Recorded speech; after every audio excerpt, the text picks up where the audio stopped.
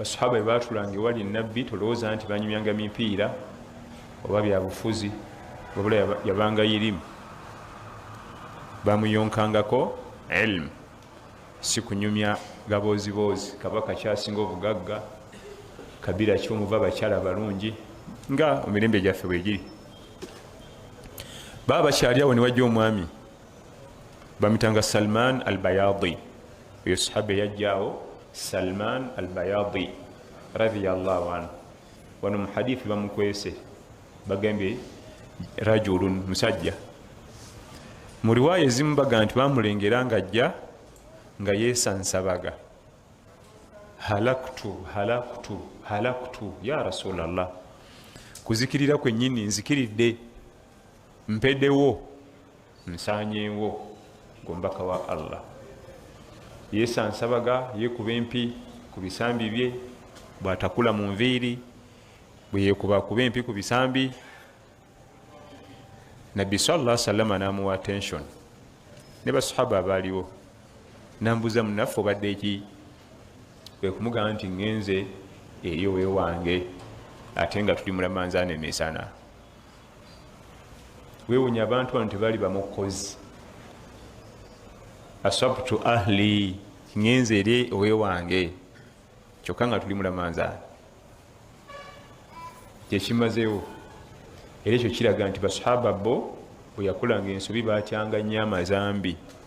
ate ffe tugatya ekyo kyekyamuleeta naye nga weewuunye omukyala gwabadde naye wa halal wowe naye ensobi ebaddewo misana mu Ramadhan naye nga alaba azikiridde aweddewo asaanyeewo bo batyanga amazambi era nga ezambi limu alabira ddala nti aweddewo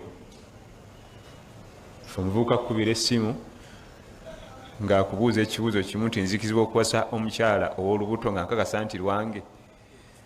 naye nga teyakubuuza luli nti nzikizibwa okuba naye n'afuna olubuto nga sinamuwoowa weewuunye nga waleye weeri kuwoowa mukyala wa lubuto amaze okakasa nti lulwe naye nga talina bweraliikirivu mu zambi lyeyaguddemu era ekyo kiyoke wale weeri walala ate gwakubidde essimu nze ng'ate nze okweralikira kwe nkuli mabega teeraliikiridde ezambi lyakoze ki ekyo kirinomo ekyo kyawedde kati pulaani eriwo nzikirizibwa omuwoowa ate nga ansa gyayagala omweri egi nti okirizibwa nga gyayagala era ne mukubuuza wano aba akunyigiriza mu bigambo byakozesa ng'akulaga ansa gyayagala talina buzibu na zambi lyeyaguddemu naye sahaba ono yalabanga ggwawo era bwamala okizula nti ebintu budde bugayegaye nagenda wa nabbi sallallahu alaihi wasallam kyakuyiga ki ekiri awo wabawo obuzibu bw'eddiini tugenda bamazeeka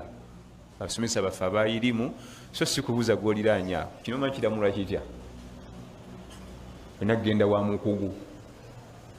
sahaba yetabira kumpi awo mu Madiina yava wala naye nga ayagala kumanya namula ku nsonga gyaguddemu alina jjijja ku mukugu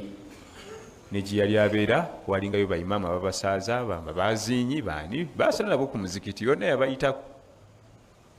naye ffe ofuna ensonga ya mutawaana obuuza ono wa boda akutwalako wamma kino kiramula kitya mu busira ate naye naakuwa abuuza tamanyi negwe babuuza takolaki ye sahaba yagenda wa nabbi sallallahu alaihi wasallam nabbi natandika omufunira amagezi kwekumbuza nti sokuta omuddu okuta omuddu nga bwoga nti osogula emmotoka milioni 8 kubanga abaddu babanga babbeeyi okuta omuddu kwegenda n'ogula emmotoka milioni 8 ate n'ogiteeka ku muzikiti n'ogenda kibatanga okuta omuddu kyekifaananyi kyenyinza okukusiigira ekitonotono kubanga n'abaffe olwalira asobodde ozipa akasanaweeza 8 n'agula akamotoka aba akeetaaga era akalabirira nga kalira ka muto era yalinga tteeka mu mateeka g'obusiraamu okugula omuddu n'osasula ssente nava mu slavery n'omusasulira n'agenda namugala sibisobola sina ssente namwongera ekyokubiri okusiba emyezi 2 nga toliddeemu gaga nti ya rasulallah n'ogumu gunnemi ogumiikiriza ate onteeke ku 2 obulamu bwange tebusobola kugumikiriza jati. Nambuuza ate okulisa amasiikini nkaaga nga ye kenyini isaba amasiikini niye anoonya bakumuliisa talina wadde. Yalinga nkola ya nabbi sallallahu alaihi wasallam namuvaako darasa negenda maaso amakulu namusooka apozinga ishu ye ebeeraawo ebiri ku pendingi. Baba bali awo nabbi bamuleetanga ebirabo ab'emikwano sallallahu alaihi wasallam, bamuleetanga